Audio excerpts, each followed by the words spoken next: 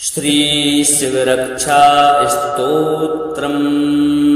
शिवरक्षा स्तोत्र एक ऐसा स्तोत्र है जो भगवान शिव की शरण में आने वाले भक्तों को अनेक प्रकार से लाभ प्रदान करता है। यह स्तोत्र न केवल भौतिक सुख समृद्धि प्रदान करता है बल्कि आध्यात्मिक उन्नति का मार्ग भी प्रशस्त करता है। यह स्तोत्र भक्तों को सभी प्रकार के संकटों, दुखों और नकारात्मक शक्तियों से बचाता है। भगवान शिव अपने भक्तों को हमेशा सुरक्षित रखते हैं। शिव रक्षा स्तोत्र का पाठ नियमित करने से मन शांत होता है और तनाव कम होता है। यह स्तोत्र भक्तों को आंतरिक शांति और सुख प्रदान करता है। यह माना जाता है कि शिव रक्षा स्तोत्र का पाठ करने से भक्तों की सभी मनोकामनाएं पूरी होती हैं। भगवान शिव अपने भक्तों की सभी मनोकामनाएं पूर्ण करते हैं। यह स्तोत्र भक्तों को आध्यात्मिक विकास की ओर अग्रसर करता है। यह भक्तों को भगवान शिव के करीब लाता है और मोक्ष का मार्ग भी दिखाता है। यह स्तोत्र भक्तों के आसपास सकारात्मक ऊर्जा का वातावरण बनाता है, जिससे उनके जीवन में सकारात्मक परिवर्तन आते हैं। शिव रक्षा स्तोत्र का पाठ नियमित करने से भक्तों का आत्मविश्वास बढ़ता है और वे जीवन की चुनौतियों का सामना करने में सक्षम होते हैं। तो आइए भगवान शिव की शरण को ग्रहण करते हुए इस पावन स्तोत्र को श्रद्धा और भक्ति के साथ में श्रवण करते हैं। श्री शिव रक्षा स्तोत्रम विनियोगः श्री गणेशाय नमः। अस्य श्री शिव रक्षा स्तोत्र मंत्रस्य याज्ञवल्क्य ऋषिः श्री सदाशिवो देवता अनुष्टुप् छन्दः श्री सदाशिव प्रीत्यर्थं शिव रक्षा स्तोत्र जपे विनियोगः। चरितं देवदेवस्य महादेवस्य पावनम् अपारं परमोदारं चतुर्वर्गस्य साधनं गौरी विनायकोपेतं पंचवक्त्रं त्रिनेत्रकं शिवं ध्यात्वा दशभुजं शिवरक्षां पठे नरः। गंगाधरः शिरः पातु भालम् अर्धेन्दुशेखरः नयने मदनध्वंसी कर्णो सर्पविभूषणा। घ्राणं पातु पुरारातिः मुखं पातु जगत्पतिः जिह्वां वागीश्वरः पातु कंधरां सितिकंधरः। श्रीकंठः पातु मे कंठं स्कंधौ विश्वधुरंधरः।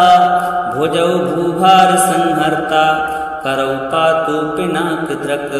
हृदयं शंकरः पातु जठरं गिरिजापतिः। नाभिं मृत्युंजयः पातु कटी व्याघ्राजिनाम्बरः। शक्तिनी पातु दीनार्त शरणागत वत्सलः। गुरु महेश्वरः पातु जानुनी जगदीश्वरः। जंघे पातु जगत्कर्ता गुल्फौ पातु गणाधिपः। चरणौ करुणा सिंधु सर्वांगानि सदाशिवः। एतां शिवलोपेतां रक्षां यः सुकृती पठे सा भूत्वा सकलान् कामान् शिवसायुज्यमाप्नुयात्। ग्रहभूतपिशाचाद्यास् त्रैलोक्ये विचरन्ति ये दूरादासु पलायन्ते शिवनामाभिरक्षणात्। अभयं करणामेदं कवचं पार्वतीपतेः भक्त्या विभर्ति यः कंठे तस्य वश्यं जगत्त्रयम्। इमां नारायणः स्वप्ने शिवरक्षां यथा दिशत् प्रातरुत्थाय योगीन्द्रो याज्ञवल्क्य तथा लिखत्। चरितं देवदेवस्य महादेवस्य पावनम् अपारं परमोदारं चतुर्वर्गस्य साधनं गौरी विनायकोपेतं पंचवक्त्रं त्रिनेत्रकं शिवं ध्यात्वा दशभुजं शिवरक्षां पठे नरः। गंगाधरः शिरः पातु भालम् अर्धेन्दुशेखरः नयने मदनध्वंसी कर्णो सर्पविभूषणा घ्राणं पातु पुरारातिः मुखं पातु जगत्पतिः जिह्वां वागीश्वरः पातु कंधरां सितिकंधरः श्रीकंठः पातु मे कंठं स्कंधौ विश्वधुरंधरः भुजौ भूभार संहर्ता करौ पातु पिनाकदृक् हृदयं शंकरः पातु जठरं गिरिजापतिः नाभिं मृत्युंजयः पातु कटि व्याघ्राजिनांबरः शक्तिनी पातु दीनार्त शरणागत वत्सलः उरु महेश्वरः पातु जानुनी जगदीश्वरः जंघे पातु जगत्कर्ता गुल्फौ पातु गणाधिपः चरणं करुणा सिंधु सर्वांगानि सदाशिवः एतां शिवलोपेतां रक्षां या सुकृति पठे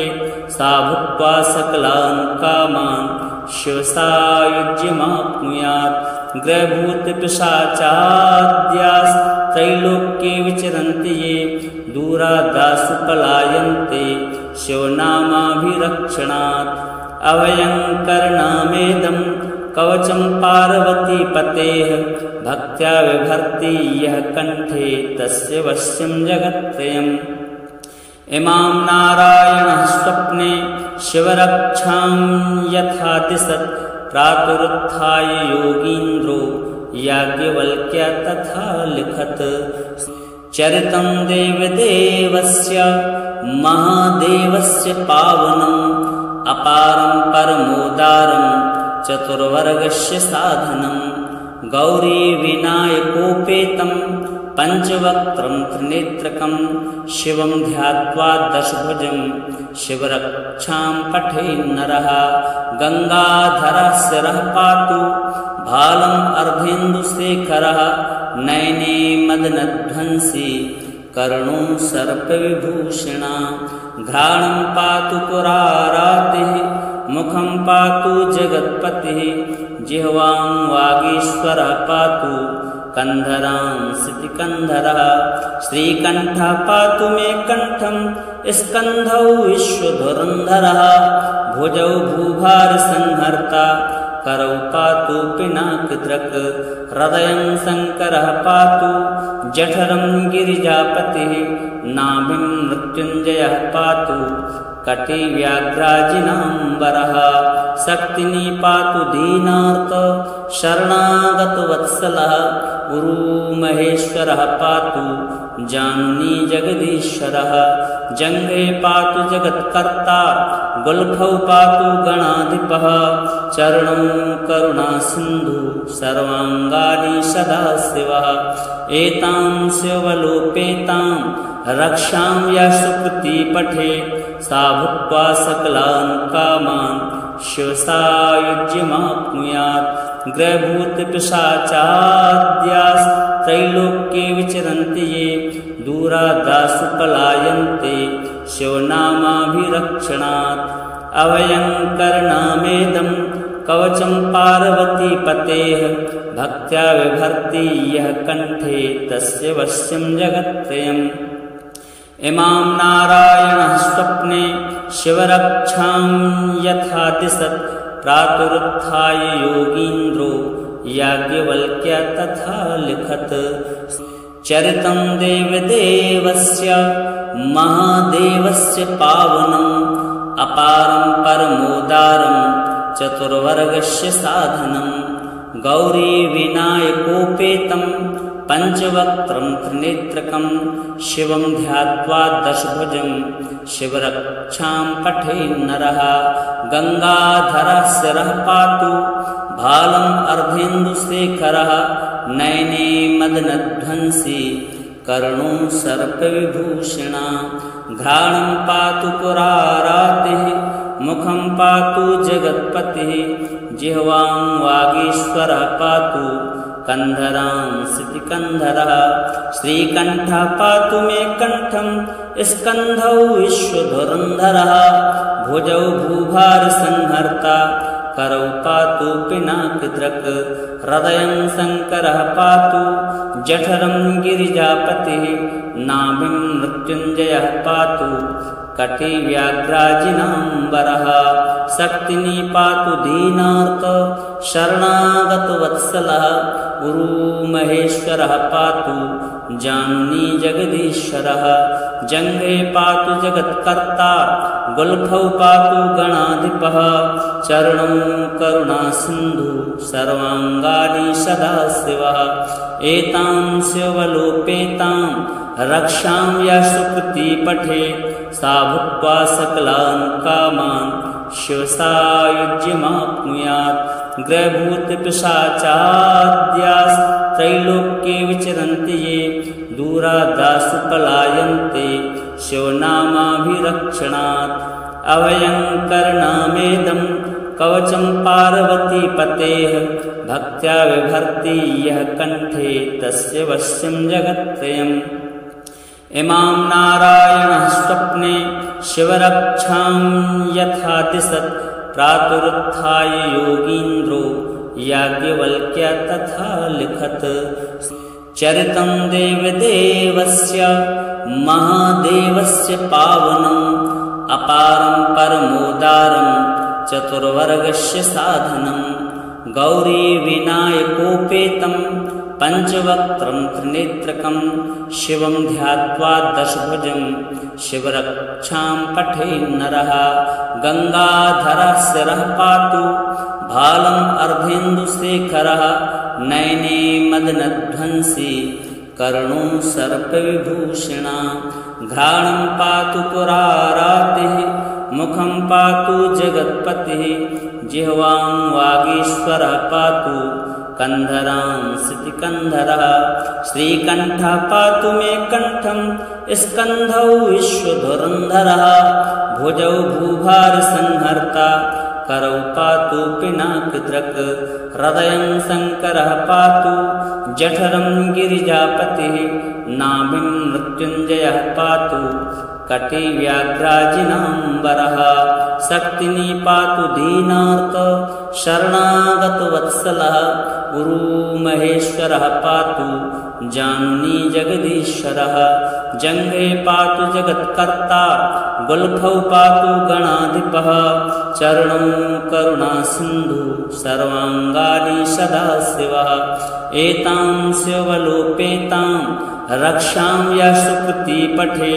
सा भुक्त्वा सकलान् कामान् शिवसायुज्यमाप्नुयात् ग्रहभूतपिशाचाद्यास्त्रैलोक्ये विचरन्ति ये दूरादासु पलायन्ते शिवनामाभिरक्षणात् अभयङ्करनामेदं कवचं पार्वतीपतेः भक्त्या विभर्ति यः कण्ठे तस्य वश्यं जगत्त्रयम् इमां नारायणः स्वप्ने शिवरक्षां यथा दिशत् प्रातरुत्थाय योगीन्द्रो याज्ञवल्क्य तथा लिखत् चरितं देवदेवस्य महादेवस्य पावनम् अपारं परमोदारं चतुर्वर्गस्य साधनं गौरी विनायकोपेतं पंचवक्त्रं त्रिनेत्रकं शिवं ध्यात्वा दशभुजं शिवरक्षां पठेन्नरः गंगाधरः शिरः पातु भालम् अर्धेन्दुशेखरः नयने मदनध्वंसी कर्णो सर्पविभूषणा घ्राणं पातु पुरारातिः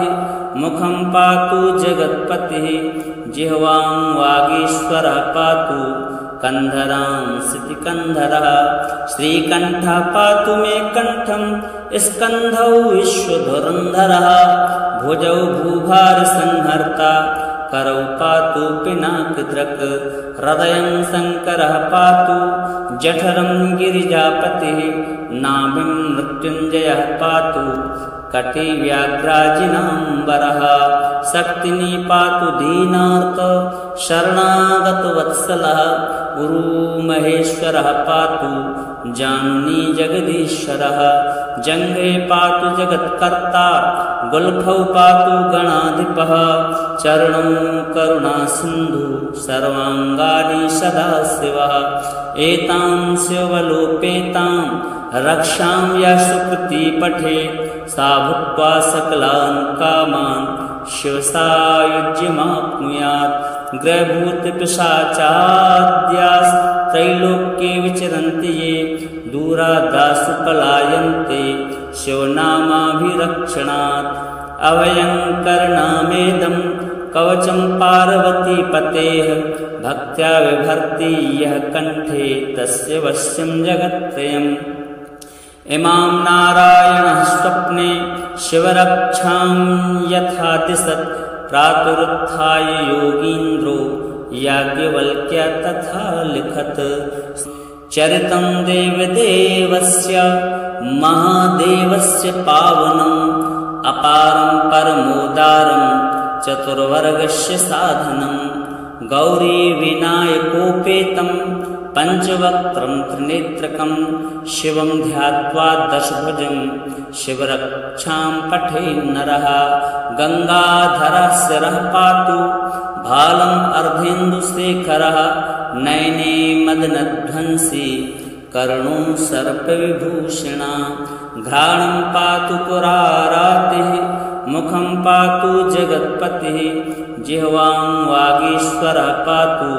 कंधरां सितिकंधरः श्रीकंठः पातु मे कंठं स्कंधौ विश्वधुरंधरः भुजौ भूभारसंहर्ता करौ पातु पिनाकदृक् हृदयं शंकरः पातु जठरं गिरिजापतिः नाभिं मृत्युञ्जयः पातु कटिव्याघ्राजिनाम्बरः शक्तिनी पातु दीनार्त शरणागतवत्सलः गुरु महेश्वरः पातु जानुनी जगदीश्वरः जङ्घे पातु जगत्कर्ता गुल्फौ पातु गणाधिपः चरणं करुणासिन्धु सर्वाङ्गानि सदाशिवः एतां शिवलोपेतां रक्षां यः सुकृती पठेत् सा भुक्त्वा सकलान् कामान् शिवसायुज्यमाप्नुयात् ग्रहभूतपिशाचाद्यास्त्रैलोक्ये विचरन्ति ये दूरादासु पलायन्ते शिवनामाभिरक्षणात् अभयं करणामेदं कवचं पार्वतीपतेः भक्त्या विभर्ति यः कण्ठे तस्य वश्यं जगत्त्रयम् इमां नारायणः स्वप्ने शिवरक्षां यथा दिशत् प्रातरुत्थाय योगीन्द्रो याज्ञवल्क्य तथा लिखत् चरितं देवदेवस्य महादेवस्य पावनम् अपारं परमोदारं चतुर्वर्गस्य साधनं गौरी विनायकोपेतं पंचवक्त्रं त्रिनेत्रकं शिवं ध्यात्वा दशभुजं शिवरक्षां पठेन् नरः गंगाधरः शिरः पातु भालम् अर्धेन्दुशेखरः नयने मदनध्वंसी कर्णो सर्पविभूषणा घ्राणं पातु पुरारातिः मुखं पातु जगत्पतिः जिह्वां वागीश्वरः पातु कंधरां सितिकंधरः श्रीकंठः पातु मे कंठं स्कंधौ विश्वधुरंधरः भुजौ भूभारसंहर्ता करौ पातु पिनाकदृक् हृदयं शंकरः पातु जठरं गिरिजापतिः नाभिं मृत्युञ्जयः पातु कटिव्याघ्राजिनाम्बरः शक्तिनी पातु दीनार्त शरणागतवत्सलः गुरु महेश्वरः पातु जानुनी जगदीश्वरः जङ्घे पातु जगत्कर्ता गुल्फौ पातु गणाधिपः चरणं करुणासिन्धु सर्वाङ्गानि सदाशिवः एतां शिवलोपेतां रक्षां यः सुकृती पठेत् सा भुक्त्वा सकलान् कामान् शिवसायुज्यमाप्नुयात् ग्रहभूतपिशाचाद्यास्त्रैलोक्ये त्रैलोक्ये विचरन्ति ये दूरादासु पलायन्ते शिवनामाभिरक्षणात् अभयं करणामेदं कवचं पार्वतीपतेः भक्त्या विभर्ति यः कण्ठे तस्य वश्यं जगत्त्रयम् इमां नारायणः स्वप्ने शिवरक्षां यथा दिशत् प्रातरुत्थाय योगीन्द्रो याज्ञवल्क्य तथा लिखत् चरितं देवदेवस्य महादेवस्य पावनम् अपारं परमोदारं चतुर्वर्गस्य साधनम् गौरी विनायकोपेतं पंचवक्त्रं त्रिनेत्रकं शिवं ध्यात्वा दशभुजं शिवरक्षां पठे नरः गंगाधरः शिरः पातु भालम् अर्धेन्दुशेखरः नयने मदनध्वंसी कर्णो सर्पविभूषणा घ्राणं पातु पुरारातिः मुखं पातु जगत्पतिः जिह्वां वागीश्वरः पातु कंधरां सितिकंधरः श्रीकंठः पातु मे कंठं स्कंधौ विश्वधुरंधरः भुजौ भूभारसंहर्ता करौ पातु पिनाकदृक् हृदयं शंकरः पातु जठरं गिरिजापतिः नाभिं मृत्युञ्जयः पातु कटिव्याघ्राजिनाम्बरः शक्तिनी पातु दीनार्त शरणागतवत्सलः गुरुमहेश्वरः पातु जानुनी जगदीश्वरः जङ्घे पातु जगत्कर्ता गुल्फौ पातु गणाधिपः चरणं करुणासिन्धु सर्वाङ्गानि सदाशिवः एतां शिवलोपेतां रक्षां यः सुकृती पठेत् सा भूत्वा सकलान् कामान् शिवसायुज्यमाप्नुयात् ग्रहभूतपिशाचाद्यास् त्रैलोक्ये विचरन्ति ये दूरादासु पलायन्ते शिवनामाभिरक्षणात् अभयं करणामेदं कवचं पार्वतीपतेः भक्त्या विभर्ति यः कण्ठे तस्य वश्यं जगत्त्रयम् इमां नारायणः स्वप्ने शिवरक्षां यथा दिशत् प्रातरुत्थाय योगीन्द्रो याज्ञवल्क्य तथा लिखत् चरितं देवदेवस्य महादेवस्य पावनम् अपारं परमोदारं चतुर्वर्गस्य साधनम् गौरी विनायकोपेतं पंचवक्त्रं त्रिनेत्रकं शिवं ध्यात्वा दशभुजं शिवरक्षां पठे नरः गंगाधरः शिरः पातु भालम् अर्धेन्दुशेखरः नयने मदनध्वंसी कर्णो सर्पविभूषणा घ्राणं पातु पुरारातिः मुखं पातु जगत्पतिः जिह्वां वागीश्वरः पातु कंधरां सितिकंधरः श्रीकंठः पातु मे कंठं स्कंधौ विश्वधुरंधरः भुजौ भूभारसंहर्ता करौ पातु पिनाकदृक् हृदयं शंकरः पातु जठरं गिरिजापतिः नाभिं मृत्युञ्जयः पातु कटिव्याघ्राजिनाम्बरः शक्तिनी पातु दीनार्त शरणागतवत्सलः गुरुमहेश्वरः पातु जानुनी जगदीश्वरः जङ्घे पातु जगत्कर्ता गुल्फौ पातु गणाधिपः चरणं करुणासिन्धु सर्वाङ्गानि सदाशिवः एतां शिवलोपेतां रक्षां यः सुकृती पठेत् सा भूत्वा सकलान् कामान् शिवसायुज्यमाप्नुयात् ग्रहभूतपिशाचाद्यास् त्रैलोक्ये विचरन्ति ये दूरादासु पलायन्ते शिवनामाभिरक्षणात् अभयं करणामेदं कवचं पार्वतीपतेः भक्त्या विभर्ति यः कण्ठे तस्य वश्यं जगत्त्रयम् इमां नारायणः स्वप्ने शिवरक्षां यथा दिशत् प्रातरुत्थाय योगीन्द्रो याज्ञवल्क्य तथा लिखत् चरितं देवदेवस्य महादेवस्य पावनम् अपारं परमोदारं चतुर्वर्गस्य साधनम् गौरी विनायकोपेतं पंचवक्त्रं त्रिनेत्रकं शिवं ध्यात्वा दशभुजं शिवरक्षां पठेन्नरः गंगाधरशिरः पातु भालम् अर्धेन्दुशेखरः नयने मदनध्वंसी कर्णो सर्पविभूषणा घ्राणं पातु पुरारातिः मुखं पातु जगत्पतिः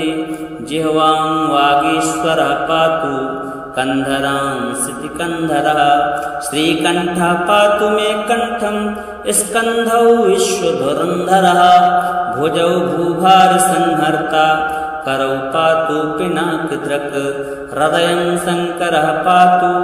जठरं गिरिजापतिः नाभिं मृत्युंजयः पातु कटी व्याघ्राजिनाम्बरः शक्तिनी पातु दीनार्त शरणागतवत्सलः गुरु महेश्वरः पातु जानुनी जगदीश्वरः जंघे पातु जगत्कर्ता गुल्फौ पातु गणाधिपः चरणौ करुणासिन्धु सर्वांगानि सदाशिवः एतां शिवलोपेतां रक्षां यः सुकृती पठे सा भुक्त्वा सकलान् कामान् शिवसायुज्यमाप्नुयात् ग्रहभूतपिशाचाद्यास्त्रैलोक्ये विचरन्ति ये दूरादासु पलायन्ते शिवनामाभिरक्षणात् अभयङ्करनामेदं कवचं पार्वतीपतेः भक्त्या विभर्ति यः कण्ठे तस्य वश्यं जगत्त्रयम् इमां नारायणः स्वप्ने शिवरक्षां यथा दिशत् प्रातरुत्थाय योगीन्द्रो याज्ञवल्क्य तथा लिखत्।